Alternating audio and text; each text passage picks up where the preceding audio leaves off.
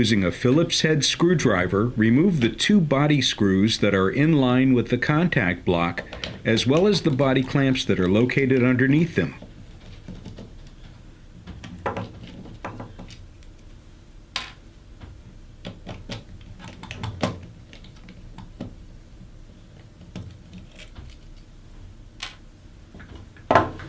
Grip the contact block and simply slide it off the body of the joystick.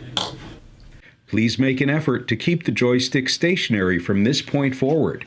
If the joystick has in-body detent stops, they may fall out of place if the joystick is flipped. Before installing the new contact block, apply light grease to the bottom of the exposed cam as well as the detent, roller groove, and pin. This quick task will ensure the longevity of your joystick's mechanical parts. Grab the new contact block and identify the side that has 2 small pins.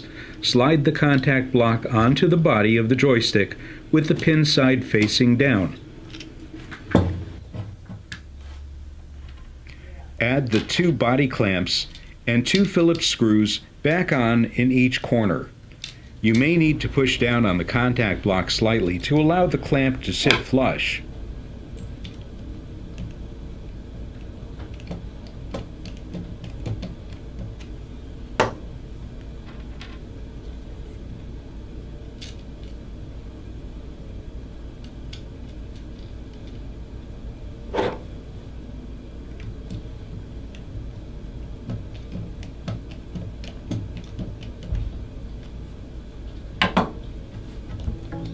And now your joystick is ready to go.